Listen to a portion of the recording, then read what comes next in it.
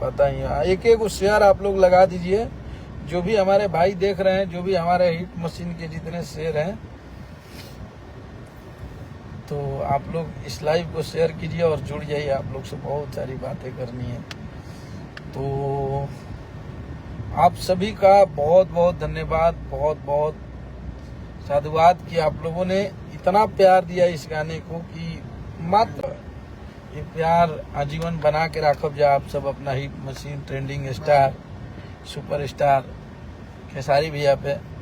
तो आपको बता दें कि भोजपुरी के डांस सुपरस्टार खेसारी लाल यादव के राइटर अखिलेश कश्यप जी का ये वीडियो सोशल मीडिया काफी तेजी से वायरल हो रहा है, जिसमें देखा जा सकता है कि वे खेसारी लाल यादव के टीम में आने वाले नए मेंबर, इसके साथ ही उनके सॉन्ग के द्वारा नए रिकॉर्ड बनाने को लेकर बातचीत करते नजर आते हैं। तो जैसा कि आप लोग जानते हैं दोस्तों, विवेक सिंह जी ने अपने ऑफिशियल पेज के माध्यम से इस बात को क्लियर कर दे दिए हैं कि वे खेसारी लाल यादव की टीम को छोड़ चुके हैं, जिसके बाद से ही इंडस्ट्री में काफी खलबली मची हुई थी। जिसके बाद अखिलेश कश्यप जी लाइव आकर इस बात को क्लियर कर देते कि खेसारी लाल यादव की टीम का फिर से एक नया मैनेजर आने वाला है।